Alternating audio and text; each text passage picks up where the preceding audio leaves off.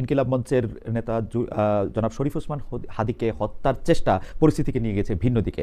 অন্যদিকে আবার গ্রেপ্তার করা হয়েছে সাংবাদিক আনিস আলমগীরকেও। সামগ্রিক নিরাপত্তাহীনতার বিষয়টি সবাই সামনে আনছেন আরও বাক স্বাধীনতার নিরাপত্তার বিষয়টিও। এইসব নিয়ে কথা বলার জন্য আমাদের সাথে আজ আছেন যুক্তরাষ্ট্রে বাংলাদেশের দূতাবাসের প্রেস মিনিস্টার সিনিয়র সাংবাদিক জনাব গোলাম মুর্তজা। আপনাকে আমাদের অনুষ্ঠানে স্বাগত জানাই। আপনি আমাদের সাথে যুক্ত হয়েছেন সেজন্য শুভেচ্ছা কৃতজ্ঞতা জানবেন।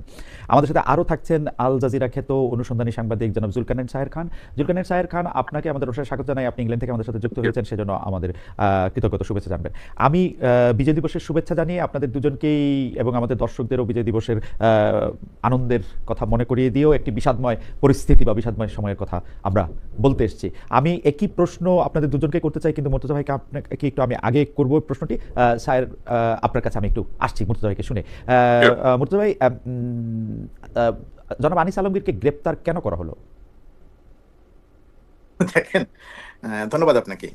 বিজয় দিবসের শুভেচ্ছা যারা এই অনুষ্ঠান দেখছেন এবং এই নেপথ্যে যারা কাজ করছেন তারা সহ সবাইকে। আমার এখানে দুটি পরিচয়। একটি পরিচয় সরকারের অংশ আমি, আরেকটি পরিচয় আমি একজন সাংবাদিক। সারা জীবন আর কোনো কিছু করি নাই, সাংবাদিকতাই করেছি। তো সেই সাংবাদিকতা করার জায়গা থেকে আপনার প্রশ্নের উত্তরটা আমি দিচ্ছি। সেই সাংবাদিকতা করার জায়গা থেকে আমি সবসময় মানে বাক স্বাধীনতা বলেন, কথা বলা বলেন, লেখা বলেন, যা কিছুই বলেন না কেন, এটার পক্ষের মানুষ সবসময়।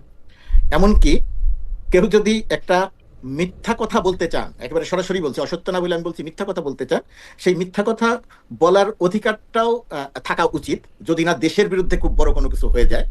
আমি হচ্ছে সেই জায়গার মানুষ। সারা জীবন ধরে যে খুব ক্ষুদ্র জায়গাতে কাজ করেছি, ক্ষুদ্র একজন সংবাদকর্মী হিসেবে সেটার পক্ষে কাজ করেছি, এবং সেটা বিশ্বাস করে আমি আমার নিজের জীবনযাপন, নিজের কর্মক্ষেত্রে যা করার সেই কাজগুলো করেছি।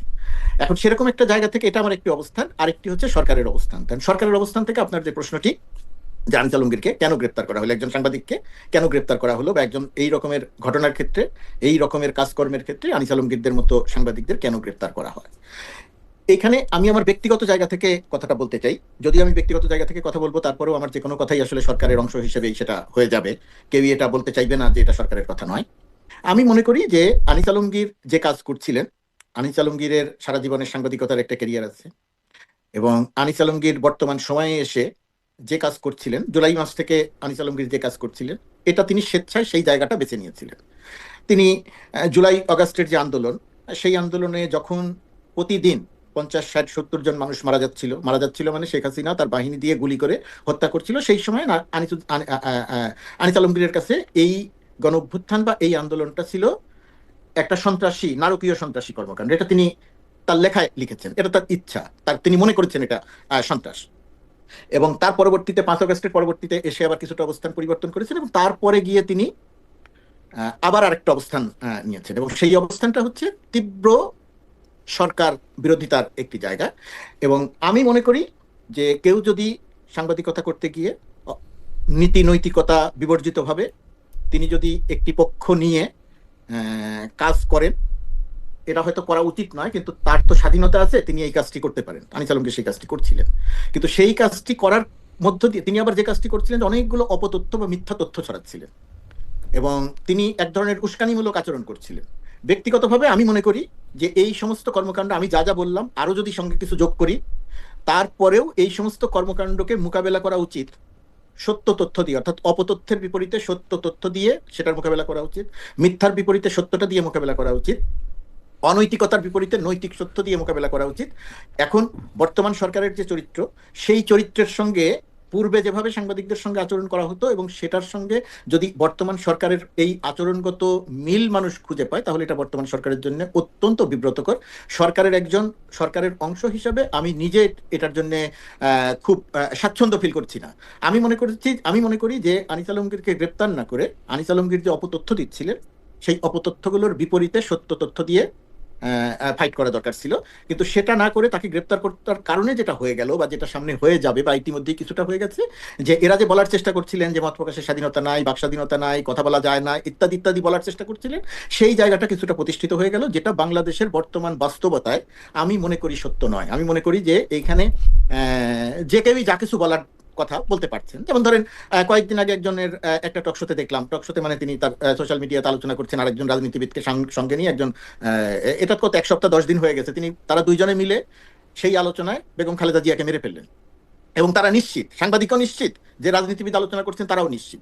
তো বিএনপির মতো এত বড় একটা রাজনৈতিক দল, খালেদা জিয়া বাংলাদেশের এত গুরুত্বপূর্ণ একজন রাজনীতিবিদ, অথচ তারা আলোচনা করতে এসে বেগম খালেদা জিয়াকে মেরে ফেললেন। আর আমার শেষ করি, আমার অবস্থানটা হচ্ছে, এই যে মেরে ফেললেন, এই যে অপতথ্য, ক্ষতিকর তথ্য ছড়ানো হলো, এর বিপরীতে যে কারো সুস্থ সাংবাদিকতা, সরকারের অংশ বা যে কারো আমাদের দায়িত্ব ছিল এর বিপরীতে সত্য তথ্যটা দিয়ে তার তথ্যটা যে অসত্য সেটাকে প্রমাণ করা, 1 নম্বর। 2 নম্বর হচ্ছে, সেটা প্রেস কাউন্সিল হোক বা অন্য যে কোনো জায়গা থেকে হোক, ওই সাংবাদিকের কাছে জানতে চাওয়া যেতে পারতো সেটা অফিসিয়ালি, যে আপনি যে তথ্য দিলেন এই তথ্যের ভিত্তি কি, তার কাছ থেকে একটা জবাব চাও। কিন্তু গ্রেপ্তার আমি মনে করি না যে এই ধরনের আপনার ক্ষেত্রে খুব কাছে সঠিক পথ। গোলাম মুর্তজা ভাই, আপনাকে আমি অনেক মনোযোগ দিয়ে শুনতে চেষ্টা করতেছিলাম যে ধরেন সরকারে গেলে কিভাবে সরকারকে ডিফেন্ড করতে হয় সেটা শিখারও আছে আপনার কাছে আসলে। তো এখন ঘটনা হইতেছে যে আপনি যা বললেন, যা বুঝলাম, যে অপতথ্য এবং উস্কানির কারণে তাকে গ্রেপ্তার না করে অপতথ্যের বিরুদ্ধে তথ্য দেওয়া দরকার ছিল, কিন্তু আপনার এই যে বোধ, এই বোধ ডক্টর ইউনূসের কেন নাই, এটা আমরা একটু আপনার কাছ থেকে আবার শুনবো, যে ডক্টর ইউনূসের বোধ কেন নাই যে অপতথ্যকে তথ্য দিয়ে মোকাবেলা করা যায়, এবং মিথ্যা সংবাদের আয়ু হচ্ছে এই পৃথিবীতে সবচেয়ে কম। আগামীকাল আপনি যে কোনো মিথ্যা বলবেন সেটা এটা ধরা পড়ে, এবং তার জন্য সন্ত্রাস বিরোধী আইনে একজনকে গ্রেফতার করতে হয় না। ডক্টর মোহাম্মদ ইউনূসের এই বোধ কেন নাই, কেন এই বড় গলাটা আছে যে আপনারা যা খুশি তাই বলবেন, যা খুশি তাই সমালোচনা করবেন, সমালোচনা করলে তিনি মিথ্যা তথ্য দিলে আপনি সত্য তথ্য দিবেন, অ্যাবসলিউটলি আপনি এটা ঠিক কথা বলছেন। কিন্তু আমি জানতে চাইবো যে আপনার উপলব্ধি আর সরকারের উপলব্ধি কেন আলাদা, বা ডক্টর মোহাম্মদ ইউনূস তো আমরা আপনার থেকেও লিবারেল জানতাম, আমি আপনার প্রায় বন্ধু, আমি আপনাকে আজকে 32 বছর ধরে চিনি, আমি তো ডক্টর মোহাম্মদ ইউনূসকে আপনার চেয়ে লিবারেল মনে করতাম। ডক্টর মোহাম্মদ ইউনূসের সরকারে কেন এরকম হলো সেটা আমি আপনার কাছে শুনবো। আমি একটু জুলকানার সায়ের খান থেকে একটু শুনি। জুলকানার সায়ের খান, সিম্পল প্রশ্ন, আনিস আলমগীরকে কেন গ্রেফতার করা হলো? আনিস আলমগীরকে আপনাদের সবাইকে ধন্যবাদ। আসসালামু আলাইকুম, সবাইকে বিজয় দিবসের শুভেচ্ছা। জনাব আনিস আলমগীর, যিনি একজন সাংবাদিক, সাংবাদিকতার সাথে এই মুহূর্তে হয়তো উনি ওতপ্রোতভাবে জড়িত নেই, উনি এখন হয়তো প্র্যাকটিস করছেন না জার্নালিজম, উনি বিভিন্ন টক শোতে অংশগ্রহণ করেন, তার নিজের মতো করে জীবন যাপন করেন এবং সামাজিক যোগাযোগ মাধ্যমে নিজের মন্তব্যগুলো তিনি প্রকাশ করেন। তো আমি তার অ্যাক্টিভিটিস গুলো বহুদিন আগে থেকেই দেখেছি। উনি জুলাই আগস্ট আন্দোলনের সময় বেশ বিতর্কিত ভূমিকা রেখেছেন। এখন উনি তো একজন ইন্ডিভিজুয়াল, একজন ব্যক্তি, একজন ব্যক্তির নিজস্ব মতামত থাকবে, নিজস্ব মতাদর্শ থাকবে, এবং এটাতে কোনো অন্যায়ের তো কোনো কিছু নাই। তিনি তো রাষ্ট্রের বিরুদ্ধে গিয়ে কোনো রকমের কোনো কিছু পরিকল্পনা করছিলেন না। উনি বিভিন্ন রকমের কথাবার্তা বলছিলেন যা সরকারের অবশ্যই অনুভূত হবে না, কারণ উনি সরকারকে বেশ ভালোভাবেই সমালোচনা করছিলেন। এবং ওনার যদি ওটা মনে হয়ে থাকে, এখন আমার কাছে যদি কোনো কিছু মনে হয় যে এটা ঠিক হচ্ছে না, আমি তো সেটা বলবোই। উনিও একইভাবে সেটা বলেছেন, ওনার যেটা উনি বিষয়টা যেভাবে বুঝেছেন উনি সেটা সেভাবে বলেছেন। এবং সর্বশেষ ইনকিলাব মঞ্চের ওসমান হাদি, তাকে হত্যার উদ্দেশ্যে যখন গুলিবর্ষণ করা হয়, সেদিন উনি কিছু কথাবার্তা লিখেছেন, এবং এখানে উনি ওনার মতো করে লিখেছেন। আমি বলবো না যে উনি এমন কিছু লিখেছেন যার জন্য তাকে গ্রেফতার করতে হবে, অথবা উনি কোনো রকম উস্কানিমূলক কোনো কিছু বলেছেন। আমি পাশাপাশি আমরা দেখতে পাই যে বর্তমানে বাংলাদেশে অনেকেই বলেন যে 16 ডিসেম্বর আমাদের বিজয় দিবস, মানি না, এটা হওয়া উচিত না, আমাদের দেশের বুদ্ধিজীবীদেরকে কারা হত্যা করে, ভারতীয়রা হত্যা করেছে, এই ধরনের বহুত রেটরিক, এই ধরনের বহুত বাজে কথাবার্তা ইদানিং অনেকেই বলেন। আমি অবাক হয়ে দেখলাম যে আনিস আলমগীরকে গ্রেফতার করা হচ্ছে অ্যান্টি টেরোরিজম অ্যাক্টের আন্ডারে। যদি আনিস আলমগীরকে অ্যান্টি টেরোরিজমের অ্যাক্টের আন্ডারে অ্যারেস্ট করা হয় কারণ উনি ওনার মত প্রকাশ করেছেন, তাহলে যারা বাংলাদেশের জাতীয় দিবস, বাংলাদেশের বিজয় দিবস অস্বীকার করছে, তাদেরকে তো আরো বড় রকম করে ট্রেসনের অ্যাক্টে তাদেরকে অ্যারেস্ট করা উচিত বলে আমার মনে হয়। ওরকম কি আমরা কিছু দেখতে পাচ্ছি? অনেকেই দিনের পর দিন সরকারের পাশে গিয়ে তারা গা ঘেঁষে দাঁড়িয়ে থাকে, তারা বলে যে আমরা বাংলাদেশের বিজয় দিবস 16 ডিসেম্বর মানি না, আমরা বম মেরে ক্যান্টনমেন্ট উড়ায় দিব। সরকার তাদের এগেইনস্টে কি পদক্ষেপ নিয়েছে? কোন পদক্ষেপকে আপনি নিজে দেখেছেন? আমি তো নিজে দেখেছি, বাংলাদেশের চিফ প্রসিকিউটর, আইসিটির প্রসিকিউটর তাজুল সাহেবের পাশে দাঁড়িয়ে ফুয়াদ নামে যে লোকটি আছে, সে বলেছে আমরা ক্যান্টনমেন্টে উড়ায় দিব। তো আপনি দেশের কেপিআই, কি পয়েন্ট ইনস্টলেশন উড়িয়ে দিবেন, এই ধৃষ্টতা আপনি বলতে পারেন রাস্তায় এসে? সরকার তো আমরা দেখলাম না কোনো অ্যাকশন নিয়েছে তার বিরুদ্ধে। আপনি কি দেখেছেন কোন অ্যাকশন নিতে? আনিস আলমগীর এরকম কোনো কিছু বলেছিলেন কিনা, যে উনি কি বলেছেন যে আমি ইউনূসের এটা উড়া দিব অথবা সরকারের এটা উড়া দিব? এই ধরনের কথাবার্তা আমরা কিন্তু দেখিনি। উনি টকশোতে গেছেন, কথাবার্তা বলছেন, হ্যাঁ সরকারের সমালোচনা করেছেন। সুতরাং সরকারের এই যে আপনার দ্বিচারিতা বলবো, অথবা এই ধরনের একটা আশ্চর্যজনক ব্যবহার, যে একজন ব্যক্তি তার মত প্রকাশ করতেছে সোশ্যাল মিডিয়াতে গিয়ে, আপনি এটাই সহ্য করতে পারছেন না। আবার আরেকজন ব্যক্তি আহ, রাস্তায় দাঁড়িয়ে আপনি নিরাপত্তা সংস্থা, আপনার বিভিন্ন জাতীয় দিবস নিয়ে অত্যন্ত নোংরা ভাষায় কথাবার্তা বলছে, আপনি তাদেরকে কিছুই করছেন না। তো এটা আমার কাছে এক ধরনের মকারি বলে মনে হয়। মানুষকে মানুষের মতো জীবনযাপন করতে দেওয়া উচিত। প্রত্যেকেরই নিজস্ব মতাদর্শ আছে, নিজস্ব ভিউ পয়েন্ট আছে। আদারওয়াইজ তাহলে ডিফারেন্সটা কোথায় থাকলো? আমরা তো দেখেছি, আমি নিজে সাফারার, আমি নিজে ভিক্টিম। আমার এগেনস্ট বিগত সরকারের সময় ডিজিটাল সিকিউরিটি একটা মামলা হয়েছে। আমার অত্যন্ত কাছের শ্রদ্ধেয় বড় ভাই মুশতাক আহমেদ হুম, এবং কার্টুনিস্ট আহমেদ কিশোর, তাদেরকে কার্টুন আঁকার জন্য, জাস্ট হুম, সিম্পলি কার্টুন আঁকার জন্য অ্যারেস্ট করা হয়েছিল। দোষটা কোথায় ছিল? কার্টুন আঁকা কি অন্যায়? হুম। যদি কার্টুন আঁকার জন্য আমার ভাইকে তখন গ্রেফতার করা হয়, আমার বড় ভাই মুশতাক এবং কার্টুনিস্ট আহমেদ কিশোরকে গ্রেফতার করা হয়, এবং এটা নিয়ে আমরা প্রতিবাদ করি যে এটা একটা অন্যায় হয়েছে, তাহলে এখন যেটা হচ্ছে এটা কি অন্যায় হচ্ছে না? স্যার, আপনাকে আপনাকে ধন্যবাদ। আমি ওই যেটা বলতেছিলাম যে জনাব গোলাম মুর্তজা, আপনি যেভাবে ব্যাখ্যা করলেন অপতথ্য বা যার মধ্যে উস্কানির ব্যাপারটাও ছিল, সেটার ক্ষেত্রে আপনি সরকারের এই বোধটা কেন নাই সেটা আপনার কাছে একটু জানতেছিলাম। আপনার স্ক্রিনটা একটু ব্ল্যাক হয়ে গেছে, আমরা একটু ওয়েট করতেছি। আমি আশা করতেছি আপনি আমরা শুনতে পাচ্ছেন। আচ্ছা, আচ্ছা, গোলাম মুর্তজা ভাই একটু লগ আউট হয়ে গেছে। জুলকারনাইন স্যার, আপনার সাথে যে বিষয়টা নিয়ে আমরা বেশি করে কথা বলতে চাই সেটা হচ্ছে শরীফ ওসমান হাদির হত্যার চেষ্টা এবং তার আসামিদের পালিয়ে যাওয়া নিয়ে। কিন্তু আমরা সেটি মুর্তজা ভাই আবার একটু সংযুক্ত হবেন তার সাথে বা তার সামনেই ব্যাপারটি একটু আলোচনা করতে চাই, কারণ আপনি অনেকগুলি Sure. গুরুত্বপূর্ণ প্রশ্ন সেখানে তুলেছেন, যেটি একজন অনুসন্ধানী সাংবাদিক হিসাবে হয়তো ঠিকই আছে, কিন্তু আমার কিছু কৌতূহল আছে যেই ব্যাপারগুলি নিয়ে আমি আসলে প্রশ্ন করতে চাই গোলাম মুর্তজা ভাইয়ের সামনে। সেজন্য আমি আগের Sure. প্রসঙ্গেই থাকি। সেটা হচ্ছে যে আপনি বলতেছিলেন যে জনাব আনিস আলমগীরকে গ্রেফতার করা হয়েছে, যেটা আসলে গোলাম মুর্তজা ভাই আমাদেরকে বললেন যে এটা অপতথ্য ছড়ানোর জন্য, সেইটা হচ্ছে উস্কানি না, দেওয়ার উনি জন্য। আসলে কোন ধরনের অপতথ্য, এবং আহ, অপতথ্য যদি কেউ স্প্রেড করে থাকে তাহলে তো সেটার জন্য আলাদা আইন আছে। আপনি অ্যান্টি টেরোরিজম অ্যাক্টে কেন তাকে অ্যারেস্ট করতে হবে? তারপরে হচ্ছে যে আরেকটা বিষয় হলো, আমাদের দর্শকদের মধ্যে অনেকে জানাচ্ছেন যে এই ঘটনার পর বা এই ঘটনার আগে পরে অন্য আরেকটা ঘটনা নিয়ে আরেক টেলিভিশনের উপস্থাপককে আরেকটা টেলিভিশনের উপস্থাপক জনাব গোলাম মুর্তজা এখানে অপতথ্য এবং উস্কানির কথা বলে সন্ত্রাস বিরোধী আইনে একজন লোককে গ্রেফতার করা হবে, যে বোধ বা উপলব্ধি আপনার আছে সেটা সরকার প্রধানে কেন নাই, সেইটা আমি একটু আপনার কাছে জানতে চাইবো যে ক্লুটা কি। ডক্টর মোহাম্মদ ইউনূসের আপনি অনেক ঘনিষ্ঠ, মানে সরকার আসার পর আপনার ঘনিষ্ঠতা একটু কমছে আসলে, এর আগে আপনি আরো অনেক বেশি ঘনিষ্ঠ ছিলেন সরকার আসার আগে ডক্টর মোহাম্মদ ইউনূসের সঙ্গে। তো আপনিও কিন্তু আপনার ফেসবুক স্ট্যাটাসে বলছেন জোকারদের জোকারি করতে দিতে হয়, জোকাররা কর্মকাণ্ড দিয়ে মানুষ আসায়, আরো দুই একজন যে জোকার আছে তাদের জোকারি বন্ধ করার উদ্যোগ নেবেন না, সেটা আপনি সরকারের উদ্দেশ্যে বলছেন।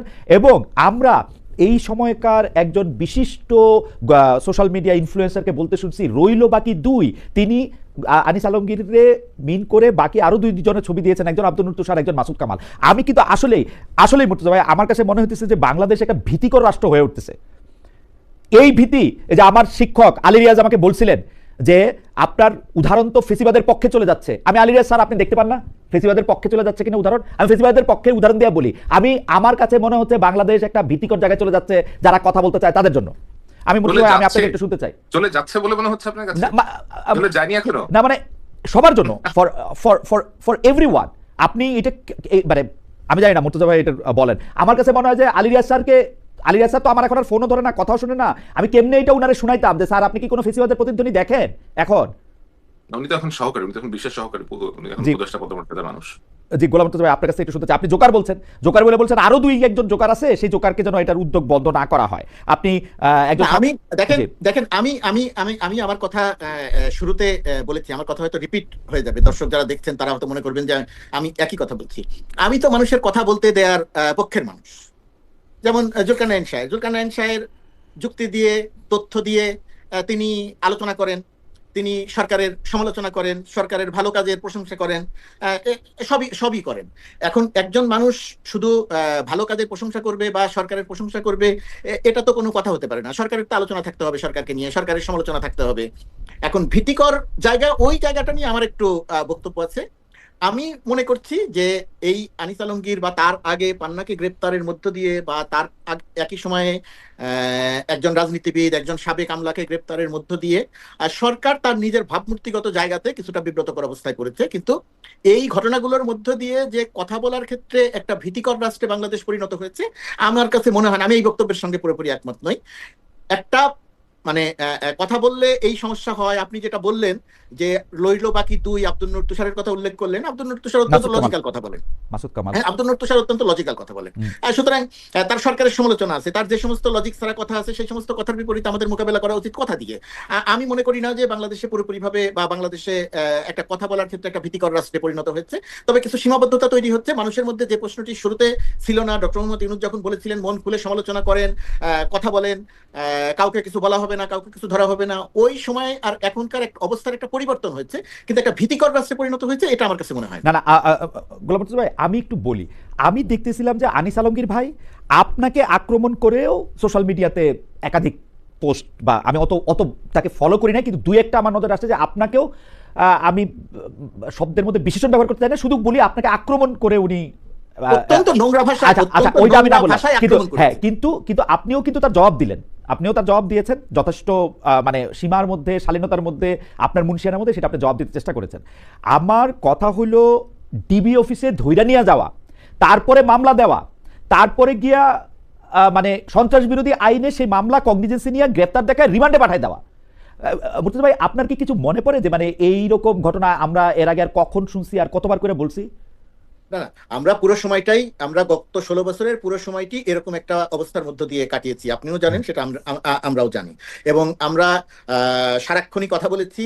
আপনি দেশের বাইরে অবস্থান করে কথা বলেছেন, শায়ের দেশের বাইরে অবস্থান করে কথা বলেছে, আমরা দেশের ভেতরে থেকে কথা বলেছি, যতটুকু বলতে পেরেছি ততটুকু কথা বলেছি। এবং আমাদের আমাদের এইখানে আমরা যে তিনজন আছি, তিনজনের কথার মূল সুরটা কিন্তু একই ছিল, যে ভীতিকর অবস্থা তৈরি করা যাবে না, ভয়ের সংস্কৃতি তৈরি করা যাবে না, মানুষকে তুলে নিয়ে যাওয়া যাবে না, এটা ছিল। তো এটার আমরা যখন এই সরকারের এই সময়, ধরেন আমি যে সরকারের অংশ, সেই সরকারের সময় একজন সাংবাদিকের বিরুদ্ধে আমি এই এই এই গ্রেপ্তারটিকে আমার জন্য অত্যন্ত স্বাচ্ছন্দ্য হতো, আমার জন্য বিব্রতকর হতো না, আমি যদি দেখতাম যে একজন কিছু কাজ করেছেন, সেই কাজটা হয়তো আমি জানি না, আপনি জানেন না, তার বিরুদ্ধে যদি সেটা দৃশ্যমানভাবে অভিযোগগুলো আগে আনা হতো এবং সেই অভিযোগগুলোর পক্ষে যদি তথ্য প্রমাণ দিয়ে বলা হতো যে সে এই ধরনের কাজের সঙ্গে সম্পৃক্ত হয়েছে, এই কারণে তার নামে এই আইনে মামলা হবে, এই কারণে তাকে গ্রেফতার করা হবে, তাহলে সেটা যথেষ্ট লজিক্যাল হতো।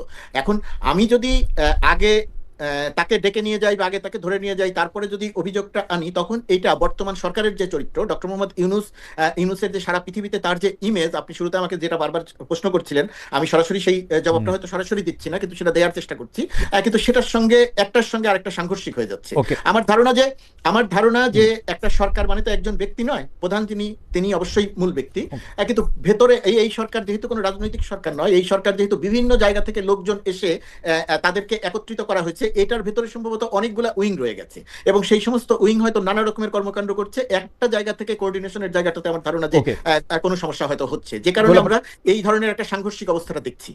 গোলাম মুর্তজা ভাই আপনাকে ধন্যবাদ। আমি একটু জুলকারনাইন সাহের খানের কাছে পরবর্তী প্রসঙ্গে যেতে চাই, যেটা হচ্ছে শরীফ ওসমান হাদিকে গুলি করে পালিয়ে যাওয়ার কথা আমরা যেটা তার কাছ থেকে জেনেছি, সেইটা নিয়ে আমরা তার সাথে কথা বলবো। তার আগে আমাদের একজন দর্শক সজীব আহমেদ PW1YR অনেকগুলি মেসেজ পাঠিয়েছেন, মানে আমি তার মেসেজটা না পড়ে আর পারলাম না। তিনি লিখেছেন, আমি তাকে কোট করছি, পিনাকিকে আনার সাহস আছে খালেদের? আপনি পারলে উনাকে এনে এসব প্রশ্ন করেন। ডক্টর ভট্টাচার্যকে আমরা অ্যাপ্রোচ করেছিলাম, ডক্টর ভট্টাচার্য আমাদের অনুষ্ঠানে আসতে চাননি আসলে, উনি আমরা একাধিকবার অ্যাপ্রোচ করেছি ওনাকে।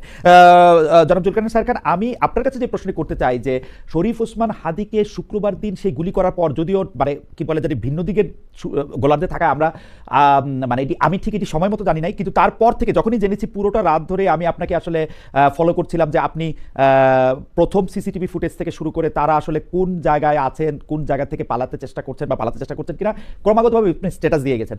আমার প্রশ্ন, যে তথ্য আপনার কাছে থাকলো সেই তথ্য কি বাংলাদেশের যারা আইন শৃঙ্খলা রক্ষাকারী বাহিনী যারা এটা কাজ করবেন তাদের কাছে ছিল না, নাকি তারা আপনার কাছে তথ্য দিয়েই তারা খালাস হয়েছেন? আমি মুর্তজা ভাই তো খুব সুন্দর বাংলা লেখে, মুর্তজা ভাইয়ের ফেসবুকের স্ট্যাটাস আমার খুব পছন্দ হয়েছে। উনি স্ট্যাটাস দিছে যে পালানোর বিস্তারিত গল্প যারা সরবরাহ করছে তাদের দায়িত্ব ছিল ধরার, কেন ধরতে পারলো না জবাবদিহিতা নিশ্চিত করুন। আপনার মানে আমি শিওর এটা আপনাকে এবং কিছুটা বোধহয় আমাদের জাওয়াদ নির্ঝরকেও বলেছেন, আমি জানি না, যে পালানোর বিস্তারিত গল্প যারা সরবরাহ করছে তাদের দায়িত্ব ছিল ধরার, মানে তারা আপনাকে গল্প সরবরাহ করছে, তারা ধরছে না। আপনি যদি একটু বলতেন, আমি মনে হয় এখানে এই শায়ের বলার আগে আমি একটু বলি, আমি এখানে গল্প সরবরাহ করতে একজন ব্যক্তির কথা বলছি না। শায়ের তার অসংখ্য সোর্স আছে, সেই সোর্স থেকে তথ্য দিচ্ছে। শুধু এই তথ্যই নয়, আর অনেক তথ্য দেন যে সমস্ত তথ্য বাংলাদেশের মূলধারার গণমাধ্যম দেয় না বা দিতে পারে না। আমি এখানে বলেছি যাদের ধরার দায়িত্ব ছিল তারা বিভিন্নভাবে গণমাধ্যমকে গল্প সরবরাহ করছে। শুধুমাত্র একজনকে না। আমরা একটু সায়েরের ব্যাখ্যা শুনি। আমি লাইনটা আবার পড়ি খান সাহেবের সুবিধার জন্য। পালানোর বিস্তারিত গল্প যারা সরবরাহ করছে তাদের দায়িত্ব ছিল ধরার। সায়ের, আসলে পালানোর বিস্তারিত গল্প এবং এই যে সরবরাহ করার যে বিষয়টা আছে, আমি আপনাকে বেশ মজার একটা কথা বলি। আমাকে গোয়েন্দা সংস্থা থেকে আমাকে তথ্য সরবরাহ করা হয় না। Okay, এটা অনেকেই মনে করেন যে আমাকে গোয়েন্দা সংস্থা থেকে আমাকে তথ্য সরবরাহ করা হয়, বাট বিষয়টা এমন না। আগে আমার গোয়েন্দা সংস্থাতে প্রচুর সোর্স ছিল, এখনো গোয়েন্দা সংস্থাতে প্রচুর সোর্স আছে, এবং আমার যখন কোথাও কোনো প্রয়োজন হয় কোনো তথ্য জানার জন্য, আমি তাদেরকে রিচ আউট করি, তাদেরকে রিকোয়েস্ট করি যে এই বিষয়ে কোনো ইনফরমেশন জানার সুযোগ আছে কিনা, অথবা তারা যদি মনে করেন যে তারা কোনো কিছু একটা পলিটিক্যাল কারণে করতে পারছেন না, they do share with me sometimes যে হ্যাঁ এটাকে এভাবে করলে হয়তো বেটার হয়। তখন আমি তথ্য পাওয়া মাত্রই যে আমি জাম্প করে বসবো যে তথ্যের উপরে আমাকে অ্যাক্ট করতে হবে, ওইটাও না। নর্মালি কোনো তথ্য পেলে আমাকে ওইটা ভেরিফাই করতে হয়, আমাকে এটা কয়েকটা সোর্সের মাধ্যমে আমাকে এটা যাচাই করতে হয়। তো আমি কোনো তথ্য পেলাম সেটাকে আমি ভেরিফাই করবো না, না করেই আমি জাম্প করবো যে যে এটাই হচ্ছে কনক্লুশন। ব্যাপারটা এরকম আমি করি না, এটা আমার পক্ষে করা সম্ভব না। এটা হচ্ছে একটা ক্লারিফিকেশন। সেকেন্ড হচ্ছে তাহলে যদি আপনি আমার ইয়াটা একটু বলতেন যে মানে আপনি যে তথ্যগুলি পাইতেছেন সেই তথ্যগুলি কি বাংলাদেশের যাদের ধরার কথা এইটা দিয়ে আবার আমি যে তথ্যগুলো সেদিন পাচ্ছিলাম, এখন ইউ আন্ডারস্ট্যান্ড, আমরা যখন কাজ করি এই ধরনের অনুসন্ধানী সাংবাদিকতা নিয়ে যখন আমরা কাজ করতে হয়, আমাদেরকে বিভিন্ন ধরনের মানুষের সাথে পরিচয় রাখতে হয়, বিভিন্ন ধরনের লোকজনের সাথে আমাদের পরিচয় থাকে। এই লোকদের মধ্যে কেউ হয়তো হতে পারে পুলিশের অফিসার, কেউ হয়তো হতে পারে আপনার আন্ডারওয়ার্ল্ডের সাথে রিলেটেড এরকম কোনো লোকজন, কেউ হয়তো হতে পারে আপনার অন্য কোনো পলিটিক্যাল পার্টির লোকজন, কেউ হয়তো সরকারের ভেতরের কোনো লোকজন, নট নেসেসারিলি যে ইন্টেলিজেন্সের লোকজন অথবা সিকিউরিটি ফোর্সের লোকজনই দিচ্ছে। এখন হয়তো এখানে এমন লোকজন আছেন যাদের পক্ষে এই তথ্যের ভিত্তিতে অ্যাক্ট করা সম্ভব হচ্ছে না, এবং আমার জন্য এই ছেলেটাকে চিনতে সময় লেগেছে কমপক্ষে হলো 4 থেকে 5 ঘন্টা। এবং এই তথ্য আমার কাছে বিভিন্ন মাধ্যমে আসছিল। ধরেন তার বন্ধুরা কেউ আসছিল, তার সাথে পড়াশোনা করেছে এরকম কেউ আসছিল।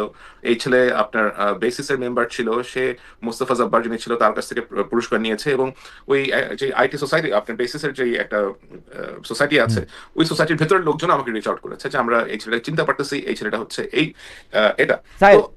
স্যার আপনি কিছু মনে করলে আপনার একটা কথা বলি। আপনি তো একজন মানুষ, বাংলাদেশের ডজন খানেক গোয়েন্দা সংস্থা আছে যাদের এই কাজগুলি রুটিন অনুযায়ী করার কথা। মানে জুমার নামাজের পরে উনি ব্যাটারি চালিত রিক্সা করে উনি যাচ্ছেন, একটা মোটরসাইকেলে করে ওনাকে গুলি করে দেওয়া হচ্ছে, সেটা সিসিটিভির ফুটেজে দেখা যাচ্ছে। তারপরে কাজগুলি তো রুটিন, সেটা ক্রিমিনোলজিতেও পড়ানো হয়, সেটা যে কোনো কিছুতে পড়ানো হয়েছে।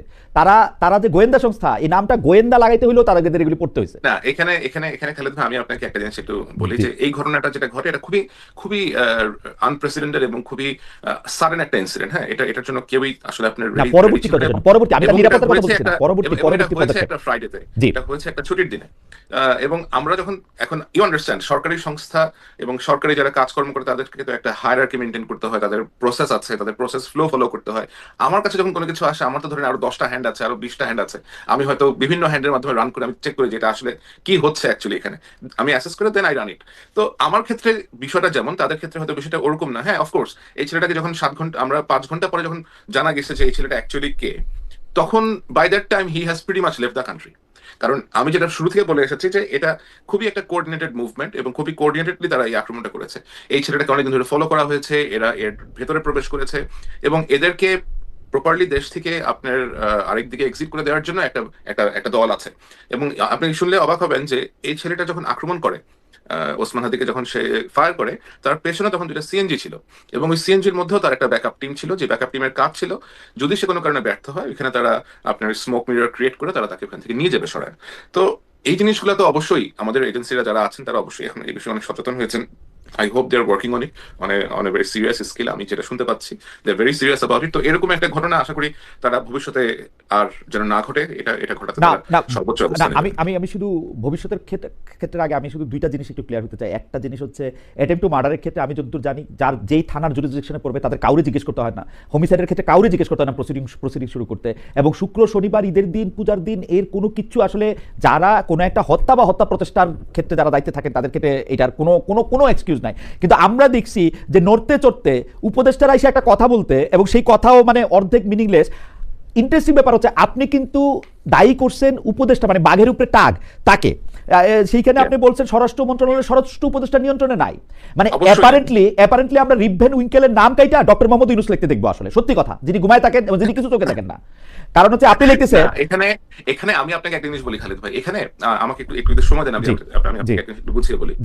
যেটা বেসিক্যালি হয়েছে, যেটা আমি আজ কালকেও একটা জায়গা থেকে বলছিলাম, যে সরকারের ভেতরে কিছু সরকার, মুর্তজা ভাই যেমন বলছিলেন যেখানে অনেকগুলো উইং আছে, অনেকগুলো ইন্টারেস্ট পার্টি আছে এটার ভিতরে, এটা খুবই সত্যি কথা যে সরকারের ভেতরে যেহেতু বিভিন্ন জায়গা থেকে সমন্বয় করে লোকজন এখানে এনে জড়ো করে একটা সরকার পরিচালনার ব্যবস্থা করা হয়েছে, এখানে বিভিন্ন মতের বিভিন্ন আদর্শের লোকজন এখানে আছেন, এবং এর মধ্যে এমন কিছু লোকজন আছেন যারা হয়তো কোনো মতাদর্শের না, তারা তাদেরকে জাস্ট নিয়াই হয়েছে সামনে আপনার কুমিরের বাচ্চার মতো প্রেজেন্ট করার জন্য। এরকম 3 থেকে 4 জন উপদেষ্টা আছেন, এবং আপনি দেখবেন যে পৃথিবীর যত কিছু হয় যে সরকারের হয়তো একটা চেয়ার ভেঙে গেছে, ওই উপদেষ্টার দোষ। কোথাও হয়তো কোনো আপনার বিদেশে কোনো একটা শ্রমিক পা পিছলা পড়ে গেছে, সেটাও আরেক উপদেষ্টার দোষ। কোথাও এক যাত্রা পালানে কোথাও কোনো কিছু একটা হচ্ছে, সেটাও হচ্ছে আরেক উপদেষ্টার দোষ।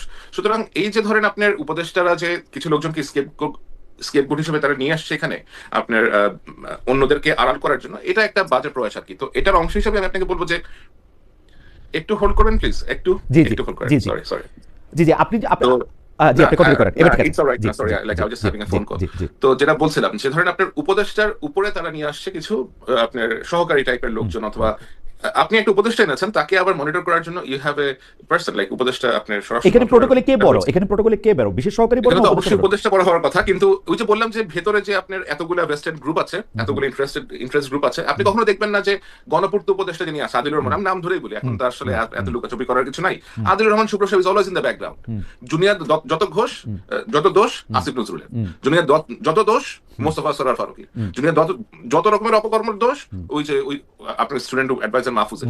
পেছনে যারা নিজেদেরকে এমন মিনিস্ট্রিতে রেখেছেন যে সামনে আসতে হয় না, গণপূর্ত মন্ত্রণালয়, শিক্ষা, তারপরে আবার আপনার পাওয়ারে আছে একটা, এই লোকগুলা তারা যা করেছে, এটা আমার মনে হয় তারা খুব ভালো করে জানেন যে তারা কি করেছেন সরকারের ভিতরে থেকে, এবং এখনো তাদের কারা কি কোথায় কি করে চলেছেন। এই যে আপনি স্বরাষ্ট্র উপদেষ্টাকে যে ওখানে বসে আছেন, এই ভদ্রলোকের সচিবটাকে একটু খোঁজ খবর নেন, এই যে তার সচিবের আপনার পলিটিক্যাল যে অ্যাফিলিয়েশনটা কি, উপদেষ্টা সাহেবের যে সহকারী আছেন ওই সহকারীর পলিটিক্যাল অ্যাফিলিয়েশন কি, সে আগে স্টুডেন্ট অবস্থাতে সে কিসের পলিটিক্স করে আসতো। সুতরাং আপনাকে যারা চালাবে, আপনি একটা লোককে চারিদিক দিয়ে ঘিরে ধরে রাখছেন, আপনার পারপাস সার্ভ করবে এরকম লোকজনের, এবং আপনি আশা করতেছেন যে এই বয়স্ক একজন সাবেক জেনারেল সাহেব উনি সবকিছু উল্টা দিবে, ব্যাপারটা তো এরকম না। স্যার আপনার কাছে আমার শুধু এইটা প্রশ্ন, আমি কিন্তু এই যে উপদেষ্টা তার সহকারী এই যে মেকানিজমটা, এটা কিন্তু আমি চারিদিকে দেখতে পাই, মানে এই যে নিরাপত্তা উপদেষ্টা কি আসলে পররাষ্ট্র উপদেষ্টা না, সেই পররাষ্ট্র উপদেষ্টা। হ্যাঁ, তো এখন মানে একটা ইন্টারেস্টিং কথা বলেছেন আমি কিছু হলেই গালিগালাজ করে ফেলা হয়, বাট তৌহিদ সাহেবের তো এখানে কোনো ক্ষমতা নাই, ক্ষমতা তো আরেকজন উপর থেকে নিয়ে আসছে। মানে তৌহিদ সাহেব পররাষ্ট্র উপদেষ্টা যদি দিল্লি গিয়ে কারোর সাথে বৈঠক করে আসতো, তাহলে সে শেষ হয়ে যেত।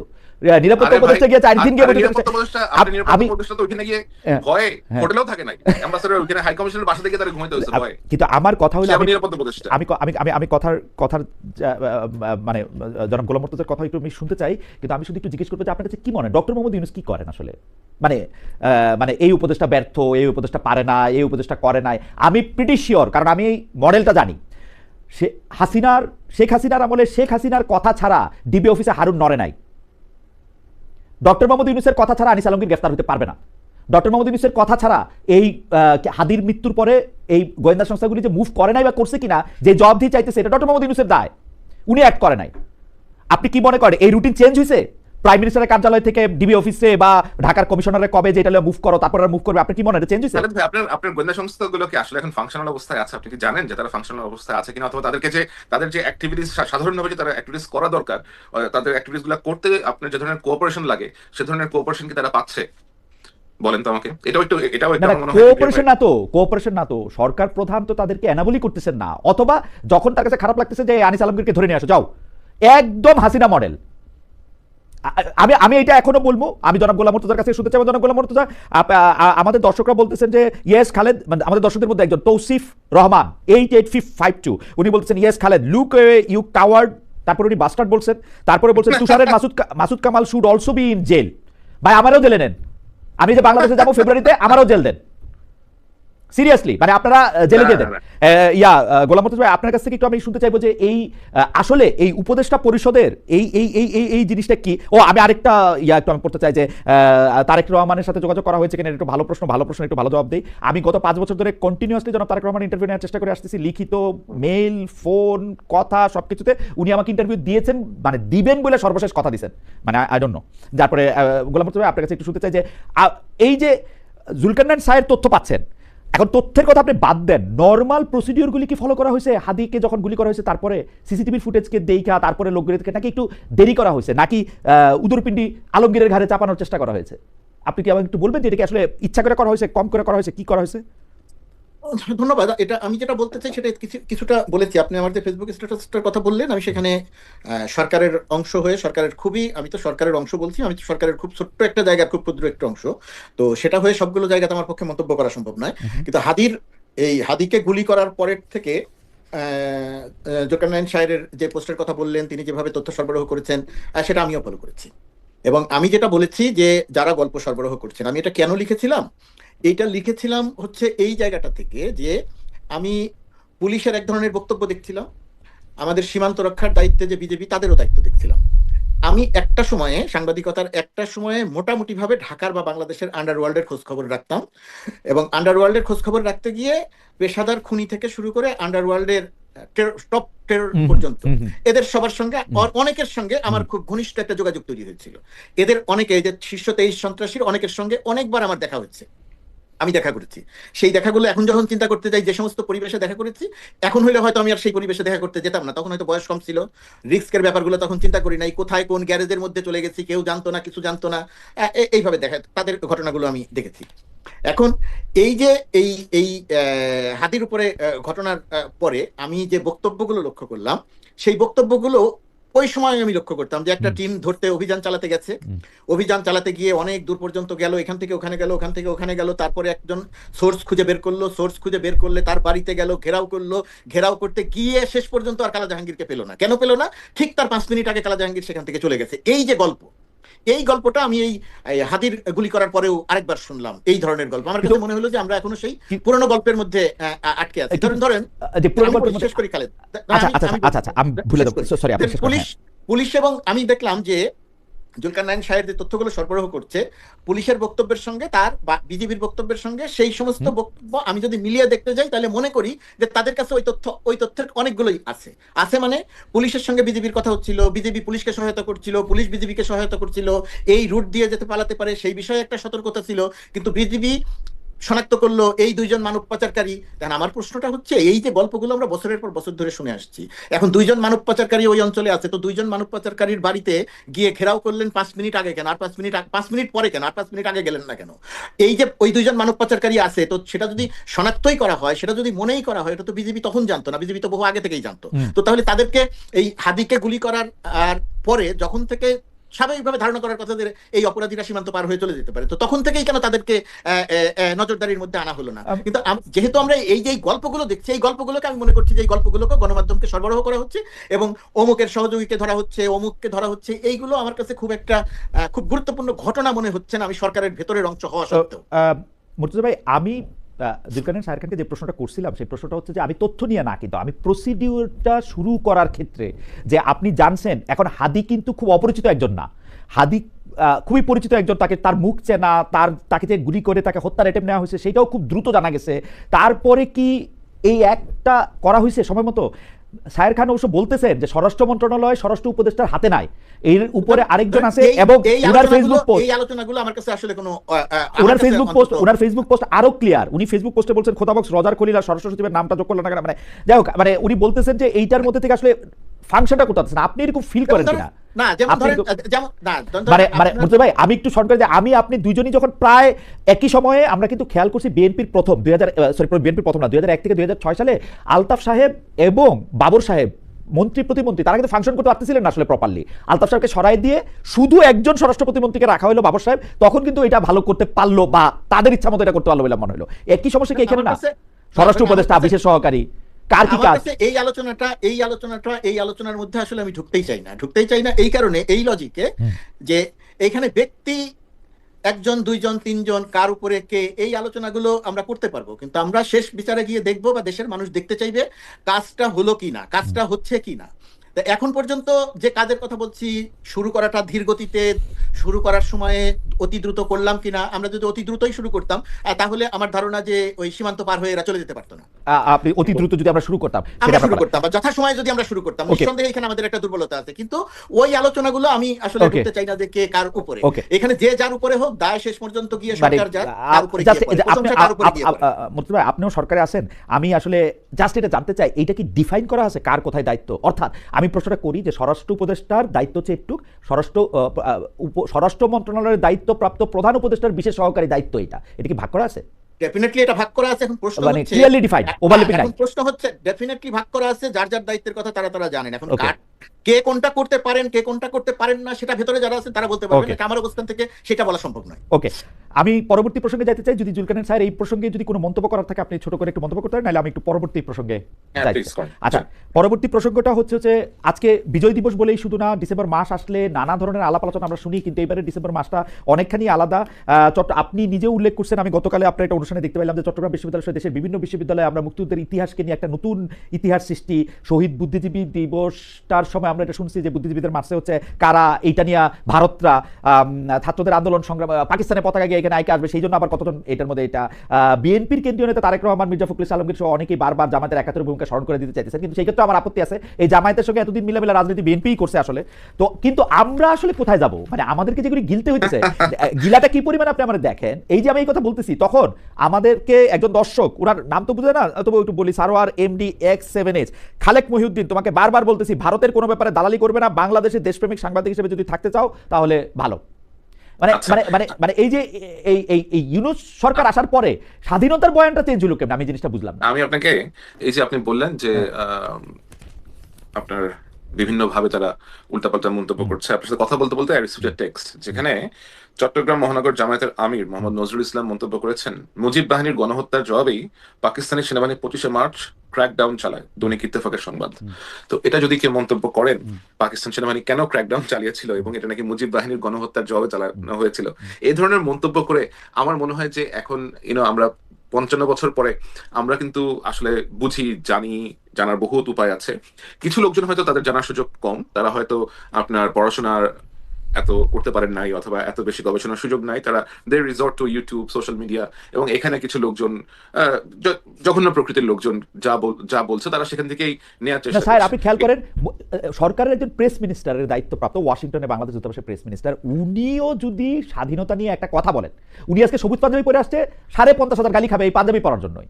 মানে এবং এগুলিকে কি সরকার থেকে উৎসাহিত করা হয় কিনা এটা আমার একটু বুঝতে ইচ্ছা করে, কারণ আমি সরকার থেকে উৎসাহিত করা হয় কিনা, আমি তো আপনাকে বললাম যে ব্যক্তি বাংলাদেশের স্বাধীন আপনার বিজয় দিবসে নিয়ে কথা বলার মতো ধৃষ্টতা দেখায়, যে বলতে পারে যে আমি 16 ডিসেম্বর বিজয় দিবস মানি না, তাকে আপনি আবার সরকারি অনুষ্ঠানে দাওয়াত দেন কেন?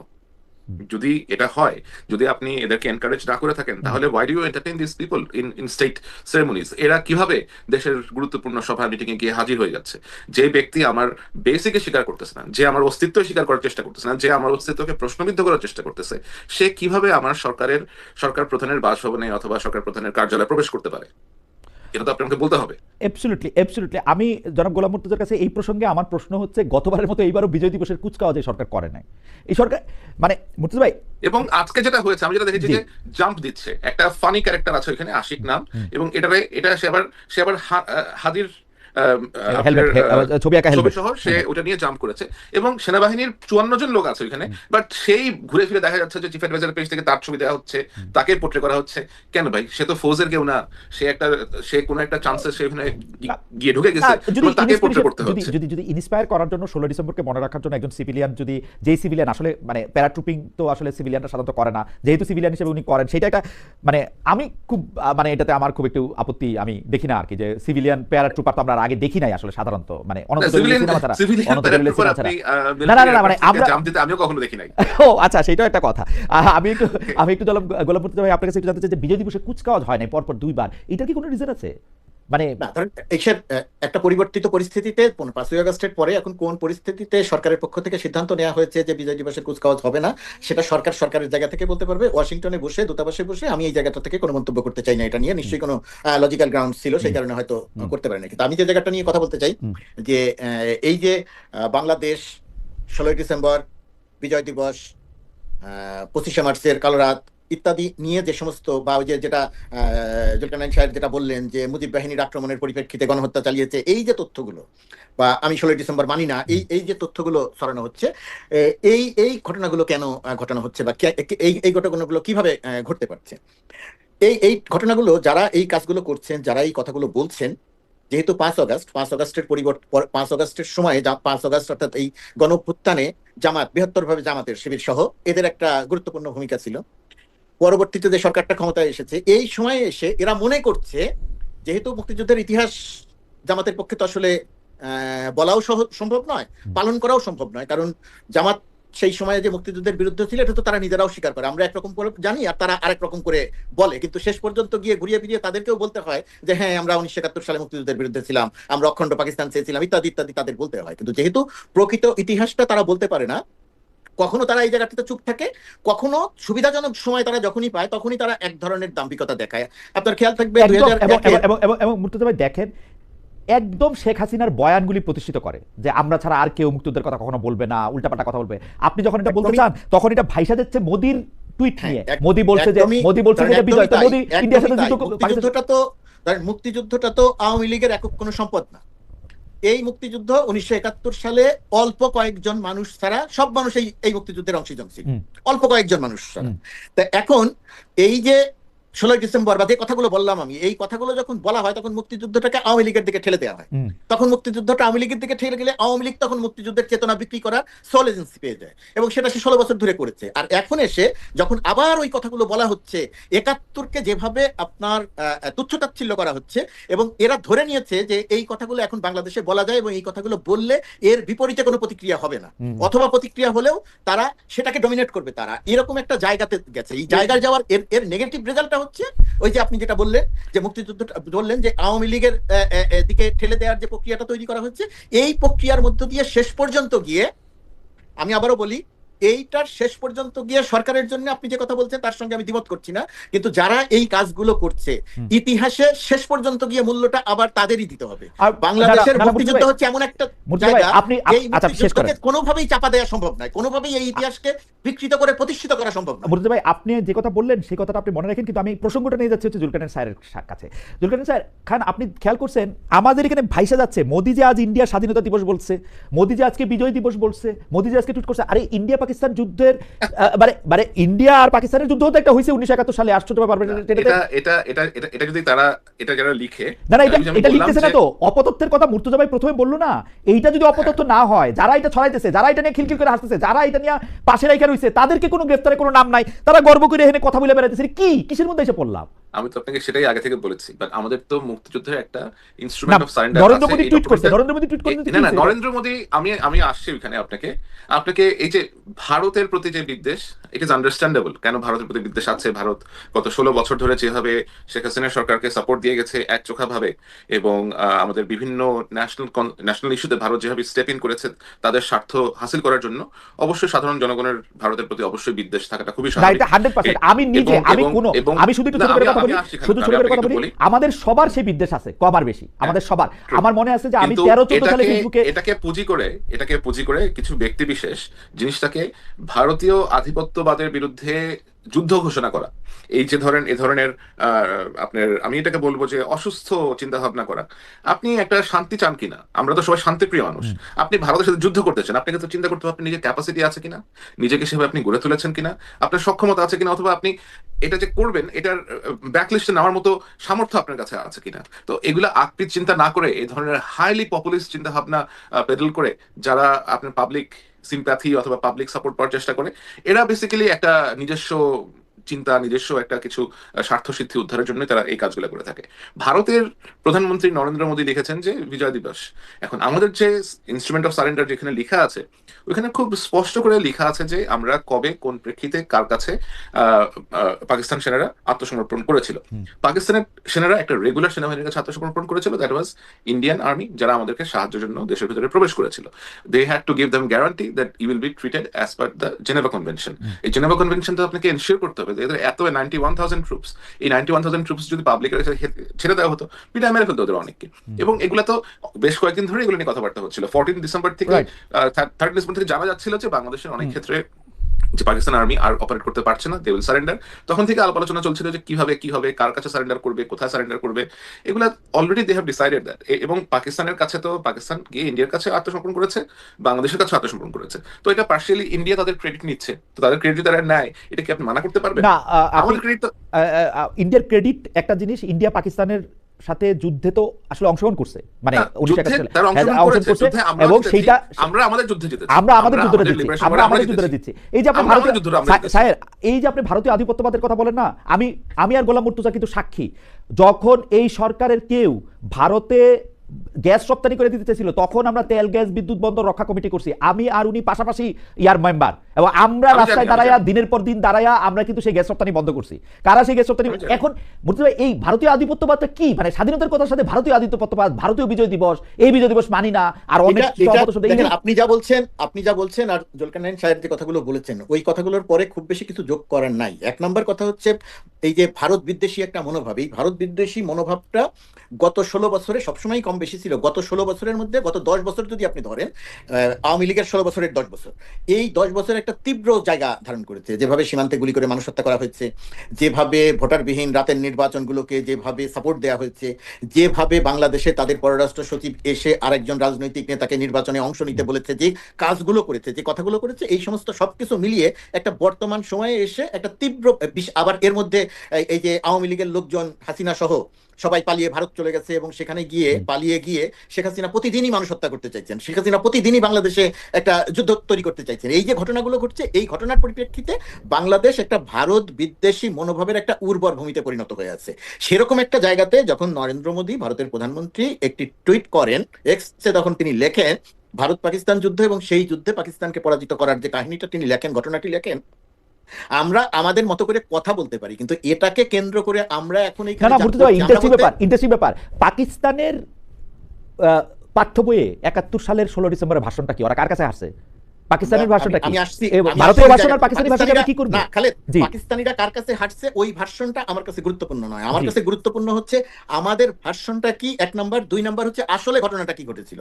বাংলাদেশ পাকিস্তানের সঙ্গে যুদ্ধ করেছিল, ভারত সেই যুদ্ধে আমাদেরকে সহায়তা করেছিল। যুদ্ধের একটা পর্যায়ে এসে ভারত পাকিস্তান যুদ্ধ করেছে। বাংলাদেশের এই ফ্রন্টটা ছাড়াও আরো 2টি ফ্রন্টে ভারতের সঙ্গে যুদ্ধ হয়েছে পাকিস্তানের, 3টি ফ্রন্টে পাকিস্তানের যুদ্ধ হয়েছে। বাংলাদেশের তো যুদ্ধ করেছে একটা ফ্রন্টে, একটা জায়গাতে।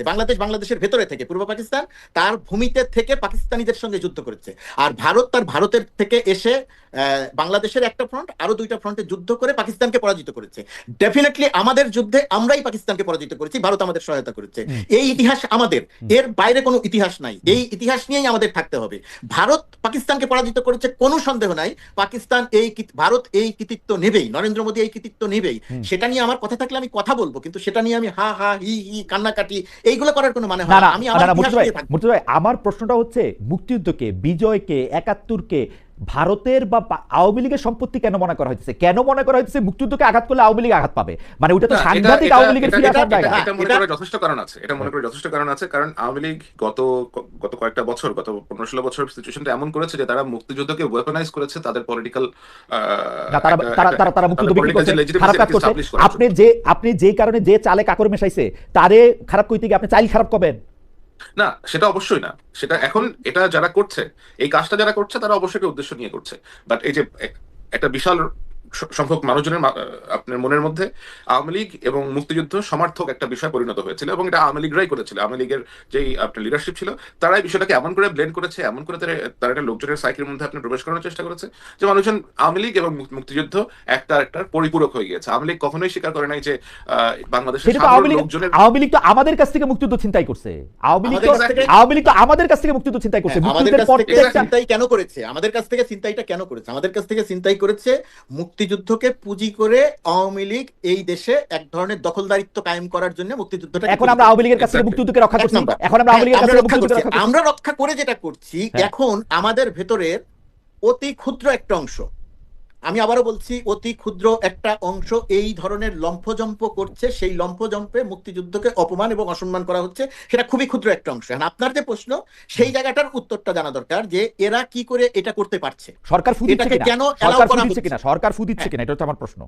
সরকার ফু দিচ্ছে না, কিন্তু সরকার রিঅ্যাক্ট করছে না। হয়তো সরকার ফু দিচ্ছে, আমি সেটা মনে করি না। তাহলে তো সরকার রিঅ্যাক্ট করা উচিত। আমি বললাম যে লোক বলতে পারে যে 16 ডিসেম্বর বাংলাদেশের বিজয় দিবস আমি মানি না, সে তাহলে রাষ্ট্রীয় কোনো অতিথিদের শালায় অথবা রাষ্ট্রীয় কোনো ফাংশনে সেখানে ইনভাইটেড হচ্ছে। অবশ্যই তাদেরকে উৎসাহিত করা হচ্ছে। জনাব গোলাম মুর্তজা ভাই তার জায়গা থেকে এটা বলছে যে আমার জন্য আমি আপনি কিভাবে দেবেন? ডক্টর ইউনূসের যদি আপনি দেখেন, ডক্টর ইউনূস 1971 সাল মুক্তিযুদ্ধের পুরো সময়টাতে যুক্তরাষ্ট্রে অবস্থান করেছেন। সেই আমাদের সাবেক অর্থমন্ত্রী আওয়ামী লীগের আবুল মাল আব্দুল মুহিত সহ এইখানে তারা খুব গুরুত্বপূর্ণ রোল প্লে করেছেন মুক্তিযুদ্ধের পক্ষে, খুবই গুরুত্বপূর্ণ রোল প্লে করেছেন। তারপরে যুদ্ধ বিধ্বস্ত বাংলাদেশে ফিরে গেছেন। ওই ইতিহাস যদি আপনি খোঁজ করতে যান তাহলে দেখবেন অত্যন্ত গৌরবের ইতিহাস। এখন সেই রকম একজন মানুষ সরকার, সেই রকম একজন মানুষের যে সরকার, সেই সরকারের একজন মানুষ হিসেবে আমি অত্যন্ত গর্বিত। কিন্তু সেই সময় যখন ক্ষুদ্র একটা অংশ যখন মুক্তিযুদ্ধকে তুচ্ছতাচ্ছিল্য করে, 71কে তুচ্ছতাচ্ছিল্য করে, 16 ডিসেম্বরকে তুচ্ছতাচ্ছিল্য করে, সেটার জন্য আমি খুব ব্যথিত হই। মানে ব্যথিত হই কেন? ব্যথিত হই যেহেতু আমি এই সরকারের অংশ, সেই কারণে আমি একটু মার্জিত ভাষায় বলছি, অন্য কোনো শব্দ ব্যবহার করতে পারছি না বলে। অ্যাবসলিউটলি ঠিক আছে। আমরা আচ্ছা, আমাকে একটা স্মরণ করাই দিয়েছেন যে আমার একটা স্লিপ অফ টাং হয়েছে, আমি হাদির মৃত্যু বলেছি। আমি খুবই মৃত্যু চেষ্টা, আমি এটা হত্যার চেষ্টা বলতে হবে এবং গুরুতর আহত এটা বলা উচিত। এটা আমি আগে ঠিক করে নিলাম। এবং আমি খুবই মানে একটা প্রাণচঞ্চল, একটা উচ্ছল, একটা মানে পুরো একটা জীবনের মতো একটা ছেলে, তাকে গুলি করা হয়েছে। আমি খুবই ব্যাপারটা নিয়ে খুবই আপসেট ফিলও করেছি সারাটাক্ষণই, এবং আমাদের শো ছিল না বলে আমি এটা কথা বলতে পারিনি।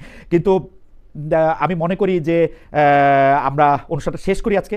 এবং জনাব জুলকারনাইন সাহেব, আপনি যদি এই প্রসঙ্গে আর কিছু বলতেন। আপনারা বলতেছিলেন যে সরকার রিঅ্যাক্ট করা দরকার ছিল, সরকার আবার এই জায়গাতে এটা করতেছে। সরকার এটা করতেছে কারণ সরকার বোধহয় সরকারের মধ্যে থাকা সরকার প্রধান, আমি সব কিছুর ক্ষেত্রে সরকার প্রধানকে দায়ী করি। সেটা শেখ হাসিনার সময়ও করতাম। আওয়ামী লীগের আমলে একটা বয়ান ছিল এরকম যে আওয়ামী লীগের মন্ত্রীরা খারাপ, শুধু শেখ হাসিনা ভালো। আমি কিন্তু সবসময় কইতাম যে শেখ হাসিনা ভালো হলে কেউ খারাপ হতে পারতো না, এটা অসম্ভব। এবং আমি ডক্টর মোহাম্মদ ইউনূসের ক্ষেত্রে এটা মনে করি, তার উপদেষ্টা পরিষদের যে ঝামেলা আপনি দেখেন সাহেব, আমি মনে করি ইউনূস সাহেবের মধ্যে ঝামেলা না থাকলে উপদেষ্টা পরিষদের ঝামেলা থাকার কথা না। যাই হোক, আপনি শেষ কথা বলবেন। আমি তার আগে খালি দর্শকদের কাছে যেটা জানতে চাইছিলাম সেটা একটু বলে রাখি। সেটা হচ্ছে জাতীয় সংসদ নির্বাচন সামনে রেখে সব রাজনৈতিক দলের জন্য নিরাপত্তা প্রোটোকল বাড়াবে সরকার। প্রিয় দর্শক, পুলিশ এভাবে নিরাপত্তা নিশ্চিত করতে পারবে বলে মনে করেন কিনা? 22,000 দর্শক ভোট দিয়েছেন, এর মধ্যে 18% মনে করেন পারবে, 82% মনে করেন যে পারবে না। জুলকারনাইন স্যার, আপনি যদি নিরাপত্তা প্রসঙ্গে শেষ যাওয়ার আগে আমি শুধু এখানে একটা কথা একটু বলতে চাই। আমি এই আব্দুল হাদি, আমাদের হাদি অত্যন্ত প্রিয় মানুষ। আমি তাকে গুলি করার পরে আমি স্বরাষ্ট্র উপদেষ্টার একটা বক্তব্য দেখেছিলাম এবং সরকারের ভেতরে এই কথাটা যেখানে বলা দরকার আমি নিজে বলেছিলাম। আজকে যেহেতু আপনার অনুষ্ঠানে সুযোগ পেয়েছি আরেকবার একটু বলি। আমি উপদেষ্টার মুখে বলতে শুনেছিলাম যে যাদের বৈধ অস্ত্রের লাইসেন্স ছিল, যারা জমা দিয়েছেন, তাদের অস্ত্রের লাইসেন্স ফেরত দেওয়ার চিন্তা করছে সরকার, এবং নতুন যারা অস্ত্রের লাইসেন্স চাইবে তাদেরকেও লাইসেন্স দেয়া হবে। এইখানে আমি সরকারের ভেতরেও বলার চেষ্টা করেছি, এই অনুষ্ঠানের মধ্য দিয়েও বলার চেষ্টা করি, সত্যি সত্যি যদি স্বরাষ্ট্র মন্ত্রণালয়, আমাদের সরকারের এই স্বরাষ্ট্র মন্ত্রণালয় যদি এরকম সিদ্ধান্ত নেয় তাহলে আরেকটা ডিজাস্টার হওয়ার সম্ভাবনা আছে। আমি আমার ক্ষুদ্র বিবেচনা থেকে বুঝি। প্রথমত কথা, এই মুহূর্তের প্রধানতম দায়িত্ব হচ্ছে বৈধ অবৈধ যত অস্ত্র এখনো যদি বাইরে থেকে থাকে সকল অস্ত্র নিজেদের হেফাজতে নেয়া এবং আইন শৃঙ্খলা রক্ষাকারী বাহিনী, সেনাবাহিনীকে আমি এর মধ্যে অংশ মনে করছি, দিয়ে আইন শৃঙ্খলা পরিস্থিতির উন্নতিতে ভূমিকা রাখা। আপনি যদি এখন অস্ত্র ফিরিয়ে দেন এবং যদি আবার নতুন অস্ত্র দিয়ে দেন, দেখবেন আবার অনেক সন্ত্রাসী অস্ত্রের লাইসেন্স পেয়ে যেতে পারে। এই জায়গাটাতে আমাদের সরকারের সংশ্লিষ্ট যে দপ্তর আছেন তাদের অতিরিক্ত সতর্কতা প্রত্যাশা করি। আমি একদম এই ব্যাপারে একমত। আমি যেহেতু কিছুদিন ম্যাজিস্ট্রেসি করছি, আমি জুডিশিয়াল মুন্সিখানাতেও অ্যাটাচ ছিলাম, আমি দেখছি যে অস্ত্রের লাইসেন্স দেওয়া নেওয়ার মানে যেটা বলতে চাচ্ছি, সরকার যদি ওকে লাইসেন্স দিত বা সবাইকে লাইসেন্স দিত, এইটা ঘোষণা না করা 100 ভাগ উচিত ছিল। দুই রকম কারণে, অনেকের কাছে অস্ত্র যাবে এবং যারা সেই নিরাপত্তা বা সেই লাইসেন্স নিবে না তারা পড়বে হচ্ছে ঝুঁকির মুখে। এটা খুবই সাংঘাতিক একটা খারাপ কাজ হয়েছে এই ঘোষণাটা দেওয়া। এবং স্বরাষ্ট্র উপদেষ্টা, মানে মাই গড, আপনি স্বরাষ্ট্র উপদেষ্টা, আপনি যদি আমার কথা শোনেন প্লিজ আপনি এখন প্রত্যেক করেন। যাই হোক, এই আমি একটু জনাব জুলকারনাইন স্যার খানি আজকে অনুষ্ঠানটা জি, শেষ করতে থ্যাংক ইউ ফারাদ ভাই। জি আমি এক্স্যাক্টলি মুর্তজা ভাই যেটা বলতেছি, লাইক একটু আগে বললেন, আমি এই বিষয়ে বলতে চাচ্ছিলাম যে এখন নতুন নিয়ম করে আমি গতকালকে দেখলাম যে নাসিমুল গনি সাহেব স্বাক্ষরিত একটা নতুন প্রজ্ঞাপন এসেছে। নতুন এই যে কোন রাজনৈতিক ব্যক্তিত্বকে অস্ত্র দেওয়া যাবে, কোন বিশেষ ব্যক্তিদেরকে অস্ত্র দেওয়া যেতে পারে, এই ধরনের একটা নতুন নীতিমালা তারা গতকালকে গত 15 ডিসেম্বর এটা আপনার প্রণয়ন করা হয়েছে, and it has been issued. তো এখন অস্ত্র ইস্যু করা, এখন অস্ত্র ইস্যুর লাইসেন্স ইস্যু করার সময়টা এখন না। এখন আপনাদের আসলেও এই অস্ত্র যাদের কাছে আছে, বৈধ অবৈধ যাই আছে, বরং এগুলা সব অ্যারেস্ট করে এগুলাকে আহ, আপনাদের কাছে ফেরত নিয়ে আসা উচিত। এবং পাশাপাশি যারা বিভিন্ন বিশিষ্ট রাজনৈতিক ব্যক্তিত্ব আছেন, যাদের উপরে এ ধরনের আক্রমণের সম্ভাবনা আছে বলে প্রতীয়মান হয়, তাদেরকে যথেষ্ট রকমের নিরাপত্তা দেওয়ার চেষ্টা করুন। পাশাপাশি যারা বিভিন্ন রাজনৈতিক দলের সাথে সংশ্লিষ্ট আছেন এবং আপনার গণসংযোগ করতে মাঠে ঘাটে যাবেন, আপনারা চেষ্টা করেন অ্যাজ লং অ্যাজ পসিবল যেন কোনো কভার্ড কোনো মাধ্যমে চলাচল করার জন্য।